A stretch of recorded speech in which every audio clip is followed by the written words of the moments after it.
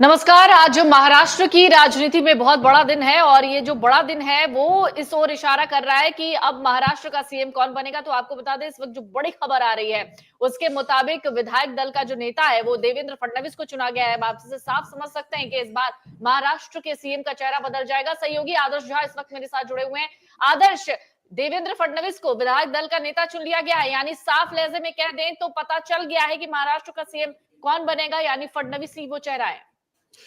बिल्कुल पल्लवी, देखिए इस बात की चर्चा तो लगातार हम कर रहे थे कि देवेंद्र फडणवीस रेस में सबसे आगे हैं और सिर्फ अभी नहीं, जब पूरी चुनावी प्रक्रिया चल रही थी, जनता के बीच महाराष्ट्र में चुनाव हो रहा था, उस वक्त भी देवेंद्र फडणवीस का नाम ही सबसे आगे था। लेकिन चुनाव होने के बाद जिस तरह की परिस्थितियां बनी और जिस तरह के समीकरण बनने लगे, खास करके एकनाथ शिंदे ने जितनी सीटें जीती, अजीत पवार ने जितनी सीटें जीती, उसको लेकर तमाम तरह के कयास लगने लगे। देवेंद्र फडणवीस के नाम के साथ जो पिछली चीजों को जोड़ा गया, वो चाहे मराठा आरक्षण की बात हो या अलग अलग मुद्दों को जोड़ा गया, कहा गया कि भाई आला कमान के कुछ नेताओं के साथ उनकी थोड़ी नजदीकियां जो है वो कम है या एक तरीके से बहुत ज्यादा अच्छे संबंध नहीं है, उन सारे समीकरणों को जोड़ा गया। लेकिन अब इन सब को पार कर गए हैं देवेंद्र फडणवीस, यानी कि पिछले 5 साल सीएम इन वेटिंग रहने के बाद अब एक बार फिर वो मुख्यमंत्री चुन लिए गए हैं, यानी कि विधायक दल के नेता चुन लिए गए हैं। और जल्दी ही, क्योंकि कल आजाद मैदान में तैयारी पूरी है, तो यही होगा कि कल देवेंद्र फडणवीस वहां पर मुख्यमंत्री पद की शपथ लेंगे। अब देखना यह होगा कि ये जो पीछे इतनी सियासी कहानियां चल रही थी, खास करके देवेंद्र फडणवीस को लेकर बहुत सारी कयासबाजी हो रही थी कि भाई यहाँ पर कुछ धमाका हो सकता है। जिस तरीके से राजस्थान में हमने देखा, दूसरे राज्यों में देखा कि बीजेपी कोई एक ऐसा नाम निकाल कर ले आई जो कहीं रेस में ही नहीं था, जिसकी कहीं चर्चा भी नहीं थी। लेकिन एक बहुत बड़ा धड़ा था महाराष्ट्र बीजेपी के अंदर, जो देवेंद्र फडणवीस को चाहता था कि वो मुख्यमंत्री बने।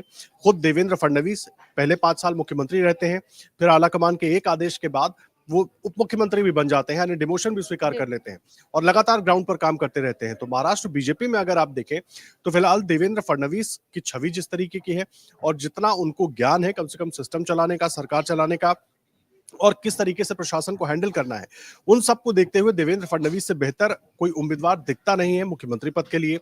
आलाकमान के साथ भी कहीं ना कहीं ये समस्या रही होगी कि देवेंद्र फडणवीस ने ग्राउंड पर जिस तरीके से काम किया, तमाम लोगों को अपने साथ जोड़ा, खास करके बाकी विपक्षी दलों को, क्योंकि जब एकनाथ शिंदे शिवसेना तोड़कर आए थे उसमें भी देवेंद्र फडणवीस की बड़ी भूमिका बताई जाती रही है कि देवेंद्र फडणवीस की बड़ी भूमिका रही है उनको अपने साथ लाने में, मिलाने में।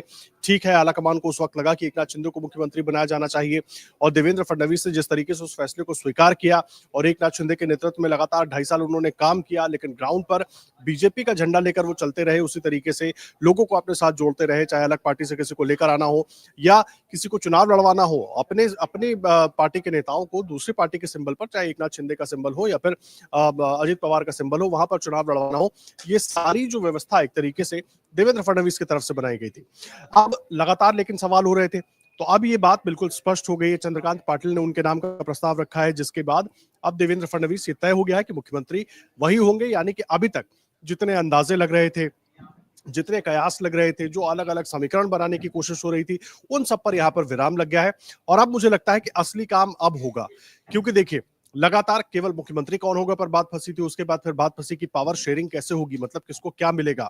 बहुत सारी खबरें रही कि एकनाथ शिंदे जो है वो गृह मंत्रालय मांग रहे हैं, गृह मंत्रालय पर अड़े हुए हैं, क्योंकि किसी भी राज्य में अगर आप देखें तो मुख्यमंत्री के पद के बाद बड़ा महत्वपूर्ण पद होता है गृह मंत्री का। एक तरीके से पूरा सिस्टम गृह मंत्री के हाथ में होता है और बीजेपी आमतौर पर हर राज्य में मुख्यमंत्री के पास ही गृह मंत्रालय रहता है। एकनाथ शिंदे मुख्यमंत्री बनते हैं तो तब भी बीजेपी ने अपने पास ही वो गृह मंत्रालय रखा, यानी कि देवेंद्र फडणवीस के पास वो गृह मंत्रालय था।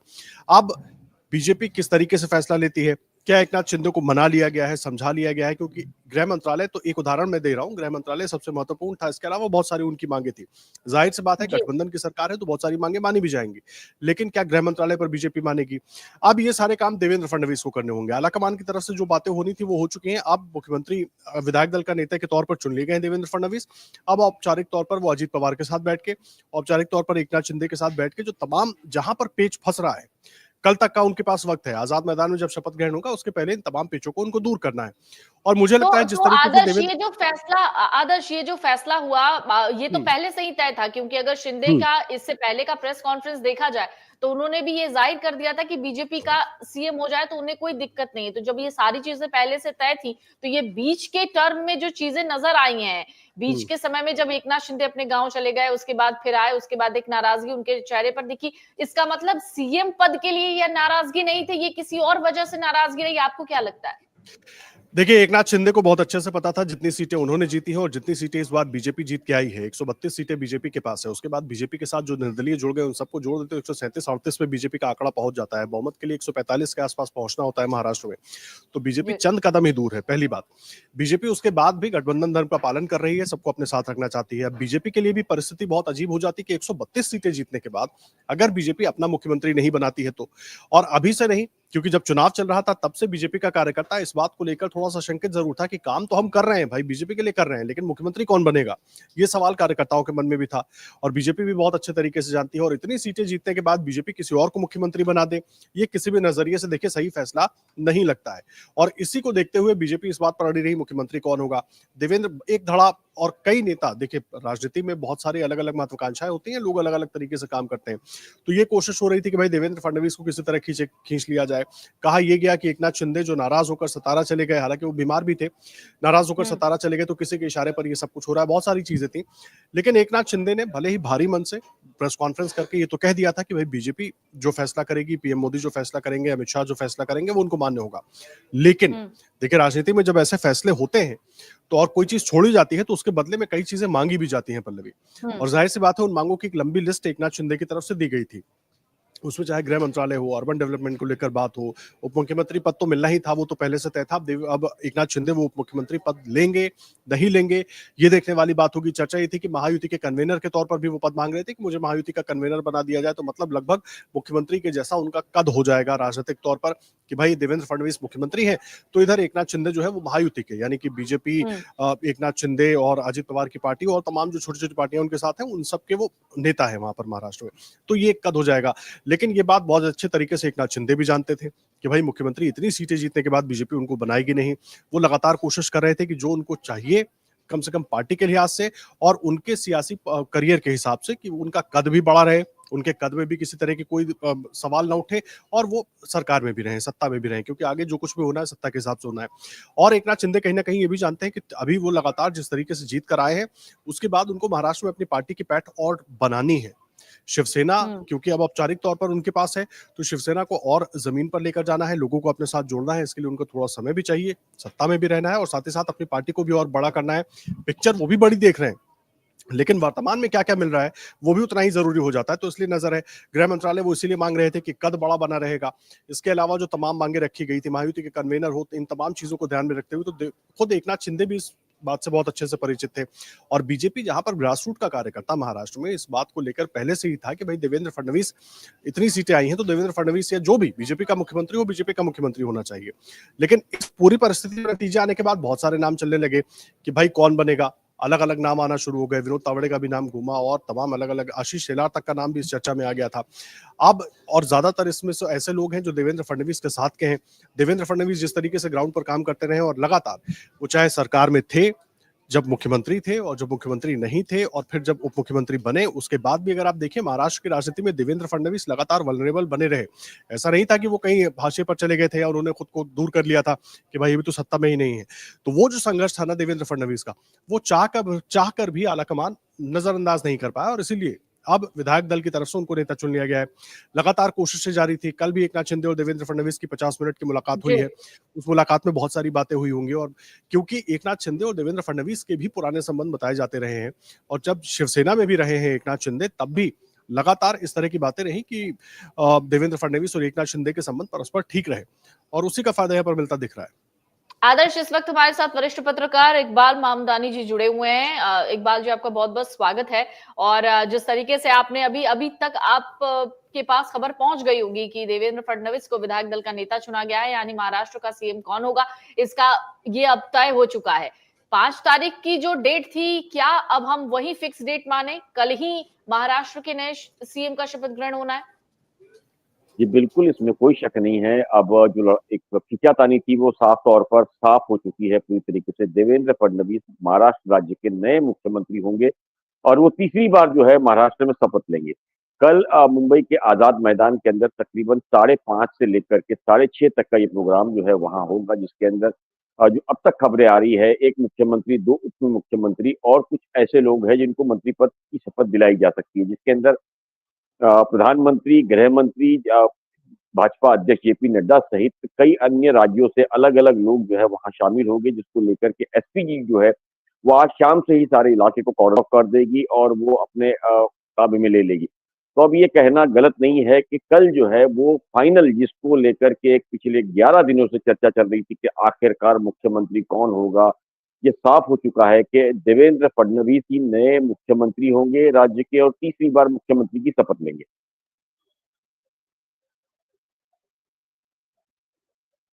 अहम सवाल है कि एकनाथ शिंदे बीच में बहुत नाराज चल रहे थे और अब जिस तरीके से फडणवीस के नाम का ऐलान हुआ है, एक पोजीशन है, एक पद है गृह मंत्रालय, इसको लेकर भी एक पेच फंसा हुआ है। क्या लगता है आपको? एकनाथ शिंदे गृह मंत्रालय चाह रहे थे, लेकिन अगर आपको याद हो तो पिछली बार ये गृह मंत्रालय देवेंद्र फडणवीस के पास ही था, डेप्यूटी सीएम भी देवेंद्र फडणवीस ही थे। तो क्या इस वाले पेज पर मामला सुलझ पाएगा? ये देखिए, इसके अंदर कोई शक नहीं है कि एकनाथ शिंदे जो है ना लगातार वो अपनी मांगे बढ़ाते जा रहे थे। उनका कहना था कि अगर मुख्यमंत्री उन्हें नहीं दिया जाता है तो गृह मंत्रालय दिया जाए। गृह मंत्रालय एक ऐसी मिनिस्ट्री है जो सबको पता है कि वो हाथ में रखने से राज्य जो है वो काबू में रखा जा सकता है। उसकी सबसे बड़ी वजह ये है गृह मंत्रालय की कि पुलिस डिपार्टमेंट से लेकर के ऐसे कई चीजें जो है वो उनके अंडर में आते हैं, जिसको लेकर के अपने विरोधियों पर वो नकेल कर सकते हैं। हालांकि इस पूरे मामले के अंदर अगर हम देखें तो जो राज्य के मुख्यमंत्री होते हैं वही अपने हाथ के अंदर इस तरह के गृह मंत्रालय खास कर अभी रखना शुरू कर दिए। और अगर महाराष्ट्र की हम बात करें तो पिछली बार जिस तरीके से देवेंद्र फडणवीस उप मुख्यमंत्री थे, लेकिन गृह मंत्रालय जो उन्होंने अपने पास रखा था। इस बार भी जो है गृह मंत्रालय को लेकर के अभी तक कोई सहमति नहीं हो पाई है। हालांकि एकनाथ शिंदे जो है वो लगातार कोशिश कर रहे हैं फाइनेंस और ऊर्जा, होम इन डिपार्टमेंट को लेकर के, लेकिन अब तक कोई बात नहीं बनी है। हालांकि कल शपथ विधि पूरी हो जाएगी। शुरुआत के अंदर ये तो माना गया है कि एकनाथ शिंदे जो है उनको मनाने की बात आ चुकी है, लेकिन अब सबसे बड़ा सवाल ये है कि क्या एकनाथ शिंदे शपथ लेते हैं तो उनके साथ कुछ और मंत्री शपथ लेते हैं, क्या लेते हैं, ये पूरी रणनीति जो है आज शाम तक तय हो जाएगी कि कल कितने लोग टोटल मंत्री पद की शपथ लेंगे। क्योंकि जो शुरुआत में बताया जा रहा है उसके अंदर ये कहा जा रहा है कि मुख्यमंत्री, उप मुख्यमंत्री के अलावा बीजेपी और उनके अलायंस के कुल 20 से 22 मंत्रियों को शपथ दिलाई जा सकती है और बाद में जो है विंटर सेशन के बाद में जो लोग रहेंगे उन्हें शपथ दिलाई जाएगी। तो शुरुआत के अंदर जो है कामकाज को लेकर के ये तीनों ही अलायंस जो है अपने अपने नेता चुनेंगे और उनको मंत्री पद दे देंगे, कैबिनेट वगैरह लेकर के।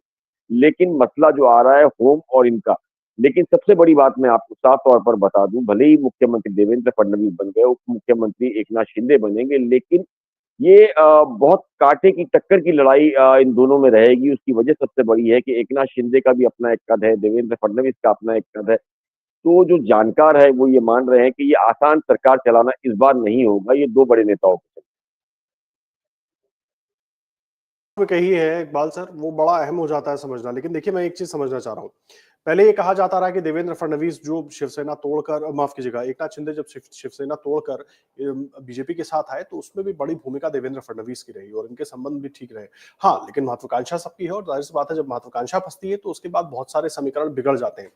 लेकिन अभी एकनाथ शिंदे की भी मजबूरी है कि भाई बीजेपी के साथ नहीं जाएंगे तो किसके साथ जाएंगे, और ये बात बीजेपी भी बखूबी जानती है। बीजेपी भी चाहती है कि गठबंधन धर्म का पालन करते हुए सारी चीजें हो जाएं, लेकिन क्या उतना स्मूथ दिख रहा है? क्योंकि तार तो दिल्ली से लेकर मुंबई तक जुड़े हुए हैं, तो बहुत कुछ यहां से हो रहा है, कुछ वहां से हो रहा है और हर तरफ से समीकरण चल रहे हैं इस पर।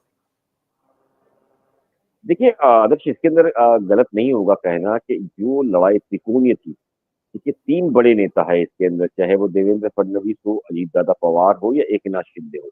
इन तीनों की जो रसाकसी है वो राज्यों को लेकर के एक अच्छी स्थिर सरकार भी दे सकती है, लेकिन उसके साथ में अपने भी एक उनके मफाद है जिसको लेकर के लड़ाई होनी है। अगर इस पूरे मामले के अंदर देखेंगे तो मुझे लगता है राज्य में पहली बार ऐसा होगा कि जो मुख्यमंत्री सत्ता में थे और दूसरी बार जब वो आ रहे हैं तो वो उप मुख्यमंत्री पद का जो है शपथ विधि लेंगे। लेकिन तय यही हुआ था कि जिसकी सीट ज्यादा होगी वो मुख्यमंत्री के पद पर बैठेगा। तो अभी जो राजनीति के अंदर वो जो समीकरण के अंदर ये माना जाता था कि कुछ एथिक्स है, ये वो अब सारी चीजें खत्म हो गई। राज्य के अंदर अब सबसे बड़ा सवाल कुल मिलाकर के ये है कि आने वाले दिनों में जो सरकार चलानी है उसके अंदर मेन सबसे पावरफुल लीडर के तौर पर कौन उभरेगा। दूसरा, 2029 की अगर हम बात करें तो 2029 के अंदर कौन सी ऐसी पार्टी होगी जो बड़ी ताकतवर इससे ये सारी पार्टी इसको लेकर के चलेगी, क्योंकि देखिए शिवसेना का भी अपना एक वजूद है। शिवसेना एकनाथ शिंदे जो है जो अलग हुई है, वो खुद भी मान रही है कि उनके साथ जो चीजें की गई है वो आने वाले दिनों के अंदर भी चीजें हो सकती है अगर वो शर्त नहीं मानते हैं तो इसमें इनकार नहीं है कि बीजेपी को लेकर के जहां जहां पूरे देश भर के अंदर सवाल या उनके अलायंस जो है खड़ा करते रहे हैं या जो विरोधी है वो खड़ा करते रहे, तो इस बार भी महाराष्ट्र में ऐसी ही स्थिति है। अगर एकनाथ शिंदे 2014 फिर एक बार रिपीट हो रहा है, जब मैं अगर आपको बात करूं तो 2014 के अंदर सेना और बीजेपी मिलकर के सरकार बनाने वाली थी, अचानक जो है समर्थन शिवसेना ने नहीं किया। तब यही एकनाथ शिंदे थे जिन्होंने ये साफ किया था कि अगर वो पावर के अंदर ये सत्ता में साथ नहीं जाएंगे तो उनमें एक बहुत बड़ी टूट हो सकती है। यही 2024 यानी 10 साल के बाद इतिहास फिर रिपीट हो रहा है। भले ही एकनाथ शिंदे ना बोले, लेकिन साथ वाले जो है वो मंत्री पद को लेकर। एक मिनट के लिए आपको रोक रहा हूं, एक मिनट के लिए आपको रोक रहा हूं। देखिए वहां पर निर्मला सीतारमण इस वक्त बोल रही हैं, एक बार सुनवा देते हैं दर्शकों को क्या कुछ कह रही हैं।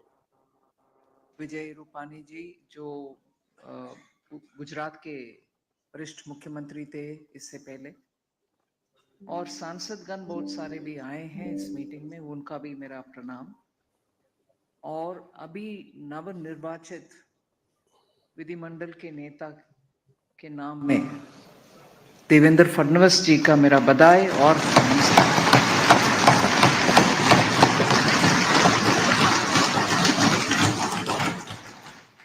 इस चुनाव के दौरान महाराष्ट्र के 14 करोड़ जनता जनार्दन के डिसीजन पूरे भारत के लिए एक संदेश है। ये रेगुलर असेंबली इलेक्शन नहीं है। लोकसभा चुनाव के बाद महाराष्ट्र के इस चुनाव, इससे पहले हरियाणा का, इन दोनों से जनता के संदेश स्पष्ट है और महाराष्ट्र से ऐसे unexpected unprecedented victory is a big message towards विकसित भारत। मैं मानती हूं कि जनता उनके अनुभव के अनुसार पिछले गठबंधन के सरकार जो कांग्रेस के नेतृत्व में चला, उसके वजह से महाराष्ट्र के पर्टिकुलरली और देश के लिए कितना अनसर्टनिटी और डेवलपमेंट के रास्ते में रुकावट पैदा हुआ, उससे जनता बहुत टायर्ड होकर के मन में उनको क्या चल रहा है हमारे महाराष्ट्र में, ऐसे भावना आकर के आज स्पष्ट निर्देश दिए हैं और उसको सही आगे लेके चलने के लिए आप सब उत्सुक हैं।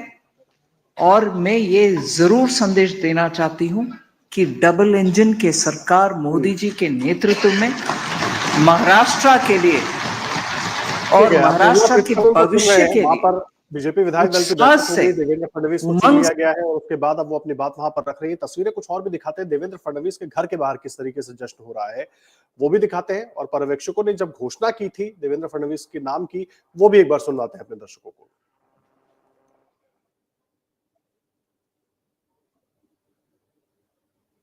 देवेंद्र फडणवीस जी को पार्टी के नेता के रूप में घोषणा करता हूं और नेता घोषित करता हूं। पहले देवेंद्र जी ऊपर आ जाए। देवेंद्र फडणवीस जी को पार्टी के नेता के रूप में घोषणा करता हूं और नेता घोषित करता हूं। पहले देवेंद्र जी ऊपर आ जाए। तो देखिए आप सुन रहे थे विजय रूपाणी जी को जिन्होंने घोषणा की थी और तमाम वरिष्ठ नेता वहां पर मौजूद थे जिस वक्त देवेंद्र फडणवीस के नाम की घोषणा की गई औपचारिक तौर पर विधायक दल की बैठक के बाद। एक बार उनके घर के बाहर जश्न की तस्वीरें भी दिखाते हैं, फिर ममदानी साहब हमारे साथ जुड़े हुए अपनी चर्चा को लगातार आगे बढ़ाएंगे।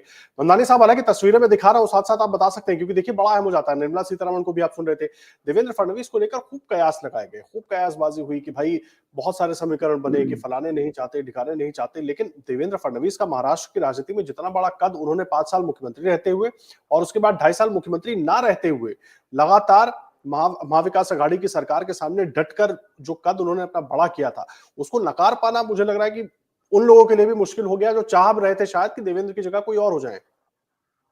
देखिए, इसमें कोई इनकार नहीं है कि 2019 में जैसे देवेंद्र फडणवीस ने कहा था कि मैं समंदर हूं, लौट के आऊंगा, मी पुन्हा येणार, मराठी में उसने कहा था मैं वापिस आऊंगा, मेरे किनारों पर घर नहीं बसाना, मैं समंदर हूं, लौट के आऊंगा। तो आज जो है वो बात ये साबित करने में मुझे लगता है किसी हद तक वो सफल भी हुए कि वो वाकई में एक बीजेपी के कद्दावर नेता है, जिसको लेकर के उसने अपनी लड़ाई के अंदर वो बाहर आए हैं और डट करके, यानी कि बहुत बड़े विरोध, यानी कि अंदर से लेकर के, राज्य से लेकर के दिल्ली तक उनका सफर और चुनौतियां कम नहीं थी। उसके बावजूद वो एक बड़े लीडर के तौर पर अब उभरे हैं, तीसरी बार मुख्यमंत्री। अगर मैं देवेंद्र फडणवीस की बात करूं तो 1992 से लगातार जो है वो राजनीति में है।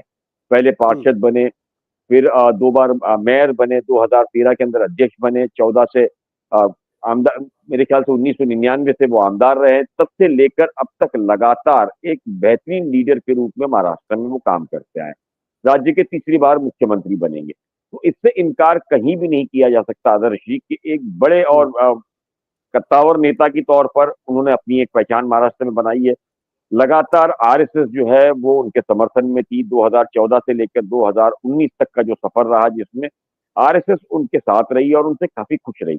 यही एक कारण रहा कि इस बार भी जो है आरएसएस ने प्रतिष्ठा बनाई थी किसी भी तरीके से कि मुख्यमंत्री जो है वो राज्य का अगला मुख्यमंत्री देवेंद्र फडणवीस ही रहेगा, जिसको लेके काफी रशाकशी चलती रही। लेकिन आखिरकार आज उन्हें विधायक दल का नेता चुन लिया गया है। कल शाम को शपथ लेंगे, जिसको लेकर के कार्यकर्ताओं में बहुत बड़ा जोश, काफी उल्लास, चाहे वो महाराष्ट्र के अंदर नागपुर की बात करें या मुंबई के अंदर बात करें, इन सभी चीजों को लेकर के लगातार बीजेपी कार्यकर्ता है वो काफी खुश है।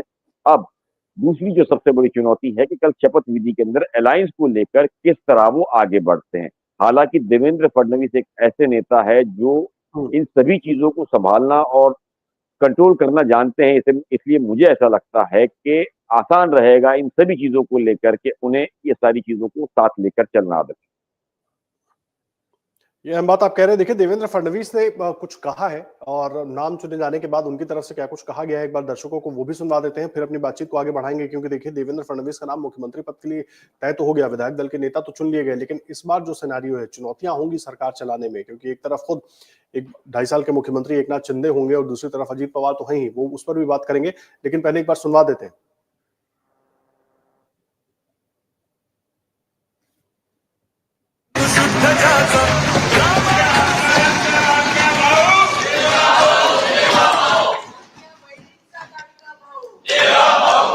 हिंदवी स्वराज्याचे सरसंस्थापक छत्रपती शिवरायांना मानाचा मुजरा करतो। भारतीय राज्यघटनेचे शिल्पकार भारतरत्न डॉक्टर बाबासाहेब आंबेडकर यांना मानवंदन अर्पित करतो।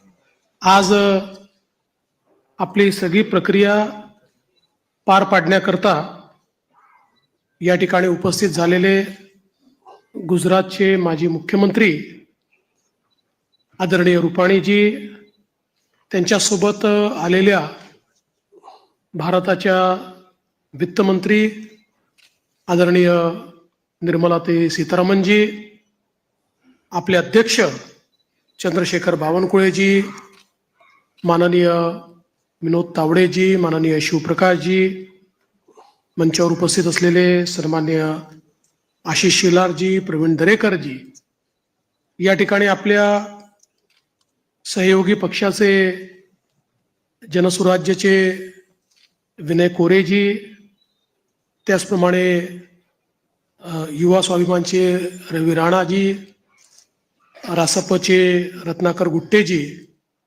आपल्याला ज्यांनी समर्थन दिलं ते एकमेव अपक्ष आमदार शिवाजी पाटील, भारतीय जनता पक्षाचे विधानमंडळातील माझे सर्व ज्येष्ठ सहकारी, कोर कमिटीचे सर्व सदस्य, माझ्या सर्व भगिनी आणि बंधूंनो, सर्वप्रथम आपल्या सर्वांचे मी आभार मानतो की आपण एकमताने या ठिकाणी विधिमंडळ गटाचा नेता म्हणून माझी निवड केली आणि ही निवड प्रक्रिया करण्याकरता या ठिकाणी आलेले माननीय रुपाणीजी आणि माननीय निर्मला सीतारामनजी यांचे देखील अतिशय मनापासून मी आभार मानतो. खरं म्हणजे आपल्या सर्वांना याची कल्पना आहे की यावेळची निवडणूक एक अतिशय ऐतिहासिक अशा प्रकारची निवडणूक राहिली आहे आणि या निवडणुकीचं विश्लेषण करायचं झालं तर मी असं म्हणेन की या निवडणुकीने एक गोष्ट आपल्या समोर निश्चितपणे ठेवली आहे, ती म्हणजे एक है तो सेफ है आणि मोदी है तो मुमकिन है. मोदीजींच्या नेतृत्वामध्ये देशामध्ये विजयाची मालिका ही लोकसभेनंतर पुन्हा एकदा हरियाणापासून सुरू झाली आणि महाराष्ट्राने जे मॅन्डेट या ठिकाणी आपल्याला दिलेलं आहे, खरं म्हणजे महाराष्ट्राच्या जनतेला मी साष्टांग दंडवत घालतो. अशा प्रकारचं मॅन्डेट महाराष्ट्राच्या जनतेने आपल्याला दिलेलं आहे.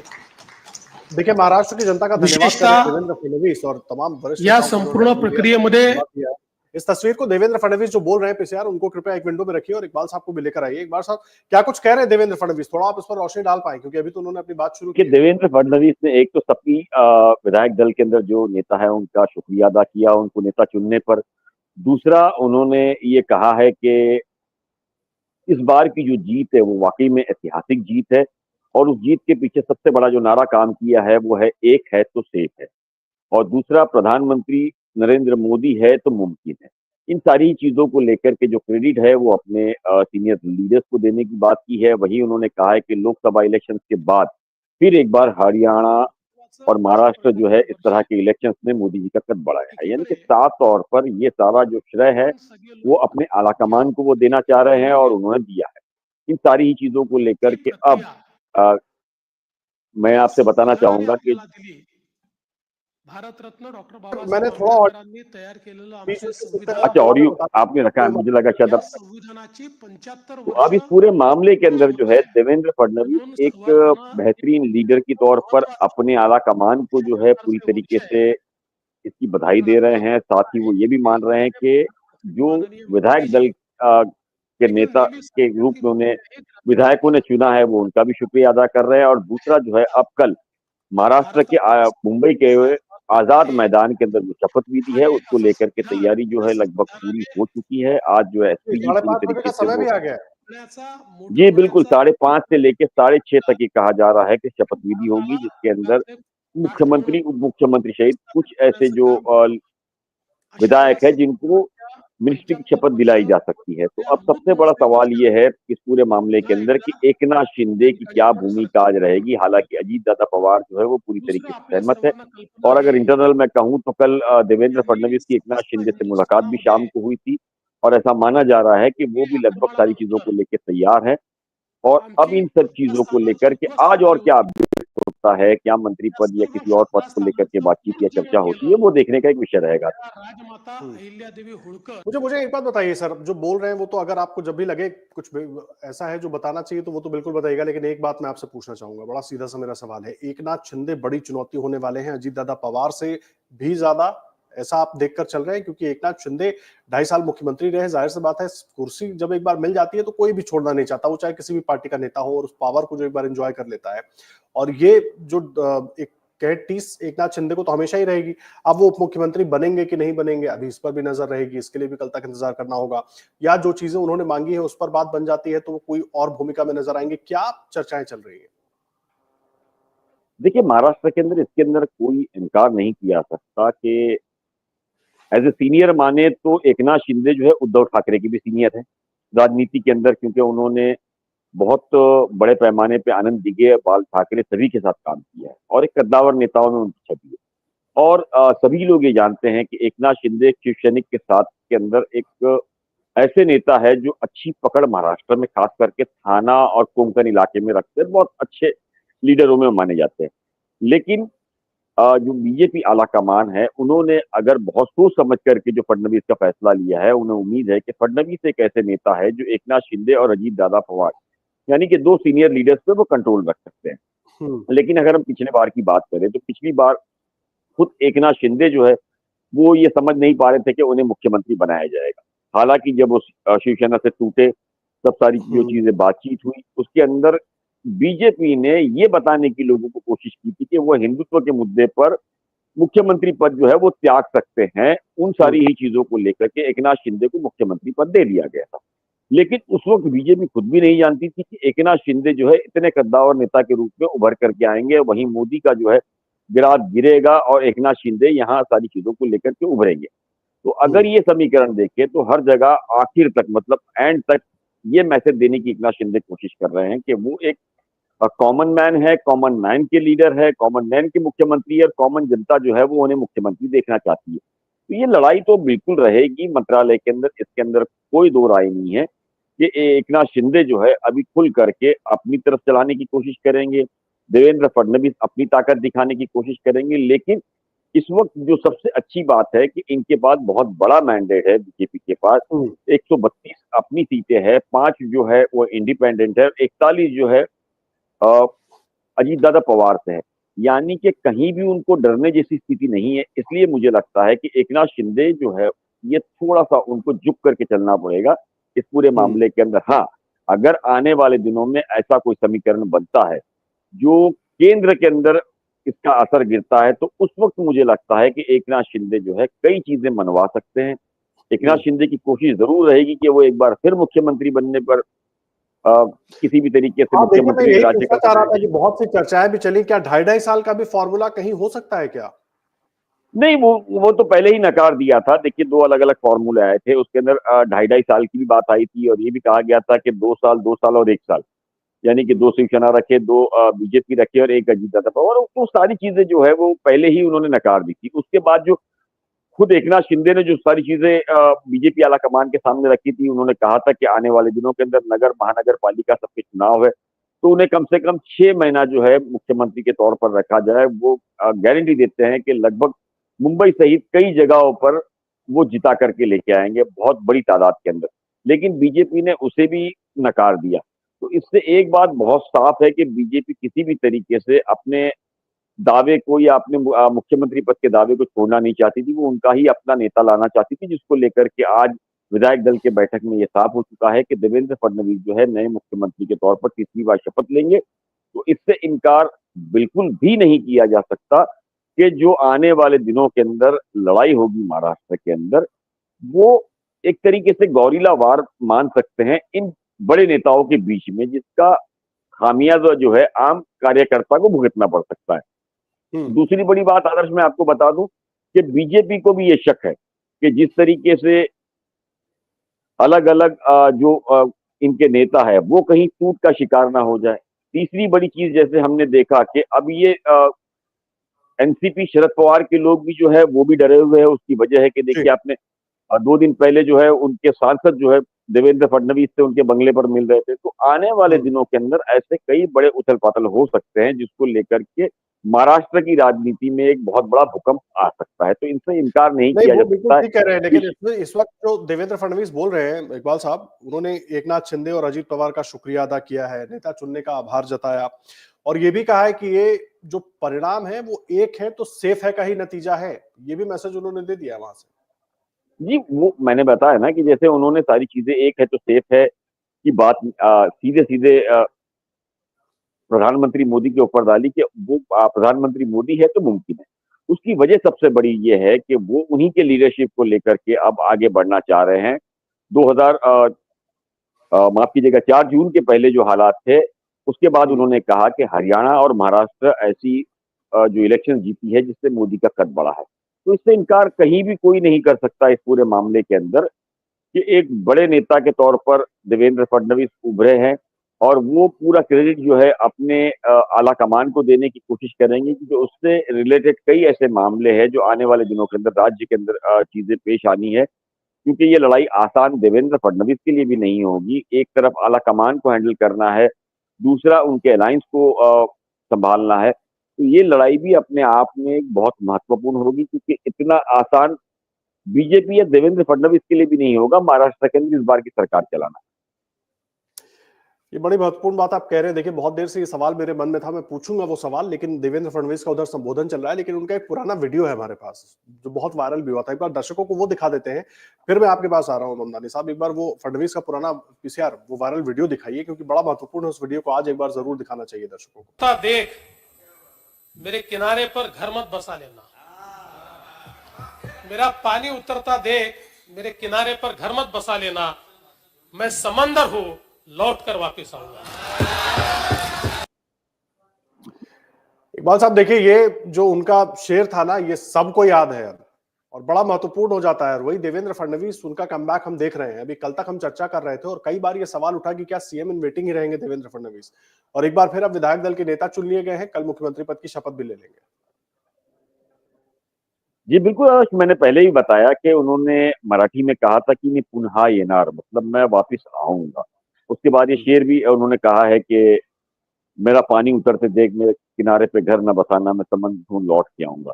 देखिए, राजनीति के अंदर अक्सर हमने देखा है, कई समंदर हमने देखे हैं, चाहे वो अटल बिहारी वाजपेयी से लेकर के इंदिरा गांधी, लाल कृष्ण आडवाणी, ऐसे कई समंदर आए और कई समंदर जो है यहाँ किनारा करके बाद में इतिहास बन गए। तो ठीक है, पावर के अंदर अभी है तो वो सारी चीजें ठीक है, लेकिन ये एक ऐसी जगह है जहां कोई भी नेता या कोई भी समंदर स्थिर नहीं होता या वो परमानेंट नहीं होता। तो इसी तरीके से ये जरूर माना जा सकता है कि एक कद्दावर नेता की तरह जो उन्होंने कहा था उसको लेकर के 2019 के बाद 2024 में वो बहुत फोर्स के साथ लौटे हैं। लेकिन उस फोर्स के साथ लौटने के लिए वो खुद जानते हैं कि उन्हें कितने लोखंड के चने चबाने पड़े हैं। हालांकि इलेक्शन के बाद 11 दिन, आप देखिए 11 दिन बहुत बड़ा मायना रखता है। इतनी बड़ी जीत के बाद, जो कि 2014 के अंदर भी इतनी बड़ी लहर मोदी की थी, तब भी इतनी सीट बीजेपी को नहीं मिली थी, लेकिन 2024 के अंदर उससे ज्यादा सीट मिलने के बाद भी 11 दिन लगे एक देवेंद्र फडणवीस का पार्टी को नाम की घोषणा करने के लिए। तो इससे आप समझ सकते हैं कि ये सफर इंटरनल भी उनके लिए आसान नहीं था, न आगे रहेगा, क्योंकि कई ऐसे बड़े प्रोजेक्ट मुंबई के अंदर है जिसको लेकर के विपक्ष भी सवाल खड़ा कर रहा है, और वहीं जो इनका आला कमान है वो ये उम्मीद करेगा कि ये प्रोजेक्ट किसी भी तरीके से पूरा हो, जिसको लेकर के सबसे बड़ा नाम जो है राज्य में वो अडानी का है। चाहे वो धारावी प्रोजेक्ट हो, चाहे कई जमीनों को लेकर के मामला हो, तो ऐसे कई प्रोजेक्ट है जो बीजेपी आला कमान जानती है कि आने वाले दिनों में अडानी के जरिए वो उनको पूरा करना है। तो उसके लिए महाराष्ट्र में कद्दावर नेता चाहिए। वहीं विपक्ष एक तरफ बहुत ताकतवर बनती जा रही है, सेंट्रल से लेकर के अलायंस जो है उनके भी अपने एक अलग अलग मामलात रहेंगे। तो इन सभी चीजों को लेकर देवेंद्र फडणवीस, मुझे लगता है कि इनके लिए भी एक राह आसान नहीं होगी। हालांकि ये कद्दावर नेता है, सुलझे हुए नेता है, बहुत उतार चढ़ाव उन्होंने देखा है, लेकिन उसके बावजूद देवेंद्र फडणवीस के लिए इतना आसान नहीं होगा इस बार। उसकी सबसे बड़ी वजह यह है क्योंकि उद्धव ठाकरे की छवि में और एकनाथ शिंदे की छवि में बहुत अंतर है। वो बेबाक बात करने की या लड़ाई करने की ताकत रखते हैं। उद्धव ठाकरे से जो है ना, वो लड़ाई के अंदर ऐसे पार्टी के जो करीब के नेता हैं उनका कहना है कि वो पैसे खर्च नहीं कर सकते हैं, वो सिर्फ इनकमिंग है, आउटगोइंग नहीं है। लेकिन एकनाथ शिंदे के बारे में ऐसा माना जाता है कि वो इनकमिंग भी है और आउटगोइंग भी है, और वो अपनी चीजों को लेकर के सारी लड़ाई के अंदर खर्च करना और लड़ना भी जानते हैं। तो ये आसान इस बार मुझे नहीं लगता है आदर्श इतना आसान बीजेपी या देवेंद्र फडणवीस के लिए होगा। एक बार सुनवा लेते हैं सर, कुछ कह रहे थे अभी देवेंद्र फडणवीस, क्योंकि अभी उन्होंने अपना जो संबोधन है विधायक दल का नेता चुने जाने के बाद पहला संबोधन वो खत्म किया, फिर मंच पर आकर बैठे और उसके बाद उन्होंने एक बार फिर जो अपनी पूरी बात है वो रखी। अपने तमाम जो कार्यकर्ता मौजूद है, पार्टी के वरिष्ठ नेता मौजूद हैं उनके सामने। लेकिन एक सवाल बड़ा है, मैं समझना चाहूंगा अभी भी, क्योंकि अब देवेंद्र फडणवीस वाले मामले से पर्दा हट गया, मुख्यमंत्री कौन होगा इस पर से पर्दा उठ गया, लेकिन सवाल यही है, ये जो पावर शेयरिंग की बात हो रही थी ना, चाहे गृह मंत्रालय हो, चाहे तमाम अलग अलग डिमांड्स जो एकनाथ शिंदे की तरफ से रखी गई थी, क्या अब वो देवेंद्र फडणवीस औपचारिक तौर पर बैठकर उस पर उनको समझाएंगे, उस पर उनको मनाने की कोशिश करेंगे, या ये सब कुछ कल रात तक हो चुका है? नहीं, बीजेपी ने एक तरीके से साफ संकेत दे दिया है एकनाथ शिंदे को कि अगर वो साथ आए तो बेहतर है, नहीं आए तो उनके लिए नुकसान होगा। जैसे मैंने आपको बताया कि 2014 के अंदर इसी तरह की स्थिति हुई थी, जहां बीजेपी ने सरकार बना लिया था और उद्धव ठाकरे जो है वो सपोर्ट देने को तैयार नहीं थे। जब शरद पवार ने बाहरी सपोर्ट दिया था, तब जब मीटिंग हुई थी तो यही एकनाथ शिंदे ने उद्धव ठाकरे से कहा था कि अगर हम सपोर्ट में या सरकार में शामिल नहीं होते तो पार्टी की टूट का जो है खतरा बढ़ जाता है। हिस्ट्री फिर एक बार रिपीट कर रही है। 10 साल के बाद यही एकनाथ शिंदे है जो कि उद्धव ठाकरे से अलग होकर के शिवसेना बनाई है, और उनके साथ में जो लोग आए हुए हैं वो इस बार ये मान रहे हैं कि सत्ता में शामिल होना चाहिए। उसकी सबसे बड़ी वजह है कि इलेक्शंस में जो खर्च हुआ है, जो पैसे खर्च हुए हैं, अगर वो पावर में नहीं जाएंगे तो कहां से लौटेगा। दूसरा, जी। पावर में रहना बहुत जरूरी इसलिए है क्योंकि आगे जब सरकार या सत्ता के अंदर आना है तो पावर में रह करके ही काम हो पाएगा। अगर वो पावर इसके खिलाफ जाते हैं या ऑपोजिशन में जाते हैं तो उसका सबसे बड़ा नुकसान जो है वो शिवसेना को होगा। इसलिए कुछ चीजों की कमी के बाद मुझे लगता है कि शिवसेना ये मान जाएगी सारी तरीके से कि वो तैयार है सरकार में आने के लिए, क्योंकि उनके पास कोई ऑप्शन है ही नहीं। जहां अजीत दादा पवार की बात करें तो अजीत दादा पवार पहले से ही तैयार बैठे हैं। वो तो सामने से जाकर के पहले ही दिन उन्होंने समर्थन दे दिया, और वो खुद भी ये सारी चीजों को जानते हैं ना कि वो जहां उनकी सीट खतरे में थी वहां वो 41 सीट जीत के आए हैं। यानी कि वो जीत दिलाने वाले कौन है, उसके पीछे सबसे बड़ी मेहनत करने वाले कौन है। इसमें तो अजीत दादा पवार कहीं भी ना कर ही नहीं रहे। उनको पता है कि जीतते कैसे हैं और किस तरह की हालात के अंदर वो जीत के आए। तो अजीत दादा पवार तो पहले ही साफ कर चुके हैं इस पूरे मामले के अंदर कि उनका पूरा समर्थन है, वो जैसे चाहे वैसा करने को तैयार है। आदर्श, ये बड़ी अहम बात आप कह रहे हैं। देखिए, अब लगभग पर्दा उठ चुका है। पर्दा उठ चुका है। देवेंद्र फडणवीस मुख्यमंत्री होंगे। कल शाम 5:30 बजे शपथ विधि होगी आजाद मैदान में। लेकिन अब इस बीच में ये देखना होगा कि जिन चीजों को शिवसेना एकनाथ शिंदे मांग रही थी, क्या उन पर बात बन गई है, या बीजेपी ने कोई और इसका रास्ता निकाला है, उस पर सहमति बन गई है, उस पर नजर हमारी लगातार बनी रहेगी। लेकिन अब जिसका सबसे ज्यादा इंतजार था कि मुख्यमंत्री कौन होगा, क्या देवेंद्र फडणवीस मुख्यमंत्री बन पाएंगे, उस पर से पर्दा उठ गया है। बहुत धन्यवाद आपका इकबाल साहब, जो पूरी परिस्थिति है उस पर हमारे साथ जुड़ने के लिए और अपनी बात रखने के लिए बहुत धन्यवाद सर। और आप भी देश और दुनिया की हर बड़ी और जरूरी खबर के लिए अमर उजाला.com पर बने रहिए। धन्यवाद।